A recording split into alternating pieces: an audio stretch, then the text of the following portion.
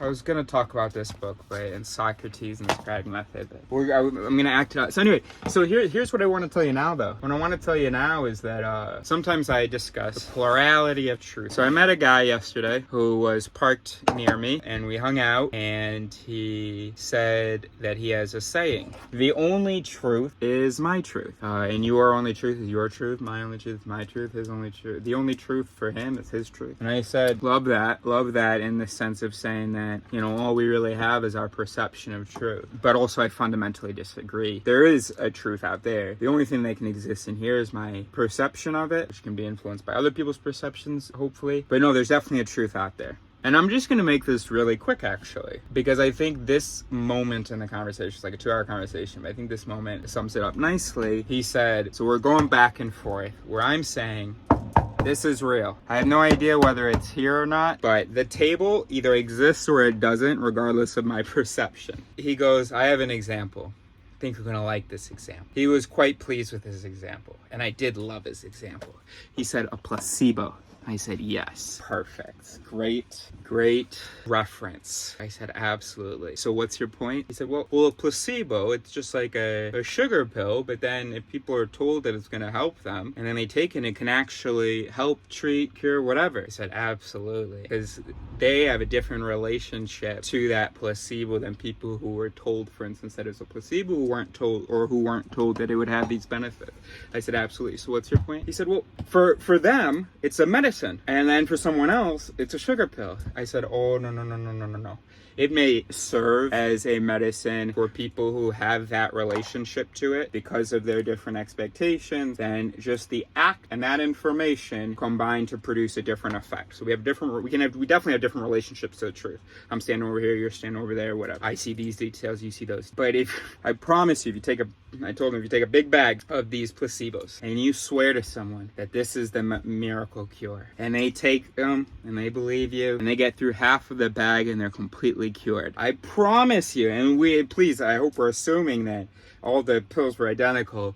They didn't just happen to take the 50% that were like... Anyway, so they're all identical, the pills, right? It's all placebo, and it cures this person. I promise you, if you put the remaining pills in water, you'll have a sugary drink. It didn't, of course, do it for him, but it did on the placebo thing. He just started to move on to something else or negate in some other way. But that was a great example, because the sugar pill didn't change at all. And it's such a silly thing that we do to think, and then, we talked about units, of course. I said, we can say blank meters, however many feet, whatever. But, we quickly see that that's a silly, that doesn't show us a plurality of truths. That's a silly thing. He said, yeah, we can say that that's silly, but no, for me, that's 15 feet, and for you, that's 5 meters. Well, then we have different truths.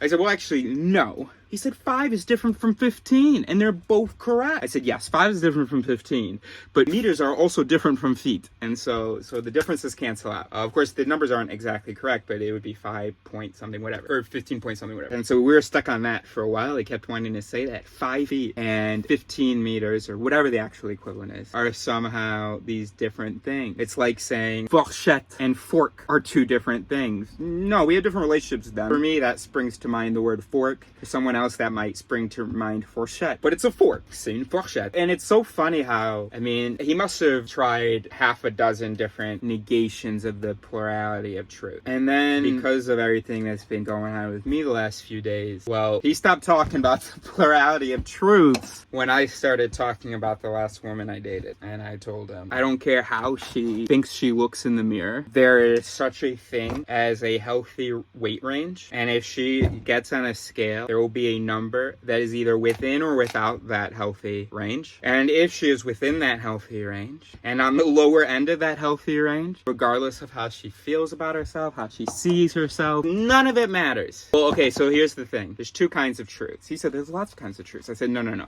There's 2 kinds of truths. There's truths about the world, the size of this thing. And I don't care what units you use, there's an objective size to this thing. You might never be able to truly know it, but it exists. Alternatively, so I can easily answer the size question. Can I tell you whether this is useful? That I cannot do with the physical world by itself. That kind of truth depends on objective. So there's objective truth, the size, and then there's truth based on objectives, which is a judgment of this according to the needs of the subject. If I have a notebook here and I write, I make videos, and then also if I have a whole bunch of I keep a lot of notes. Answer, it is useful to me. And even to you, it is useful to me, right? You will not disagree with me about that because now you know my objectives. You know the objective reality of this as well, which is that it writes things. And so knowing all of that, you and I agree that it is useful to me. Now, we might not agree on whether it's useful, but that's only because, well, I mean, if you're saying it's not useful for you and I'm saying it's useful for me, we're not even talking about the same thing. But that happens. That's why I have to define our terms. Couldn't see his face because it was night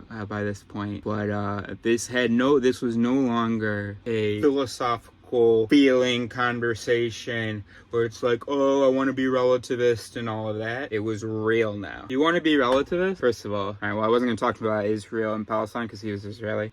So I'm not even going to talk about it here now. But the other thing is, here's a real life example. I just finished knowing someone who this idea of the relativity of truth is dangerous for whom. Now, she might have different objectives, right? So someone could have an objective to be a runway model. Someone could have an objective to be able to slip through prison bars. Someone could have an objective of being a jockey. I don't know. Okay? But yeah, so different objectives can demand different correct body types, but when the person is saying that is bad and it doesn't violate any of her objectives except it just because that has been defined as bad, then her relative truth is a real problem. So yes, our relationship to truth changes. Truth is one thing, and she was truly beautiful and our thing was truly nothing.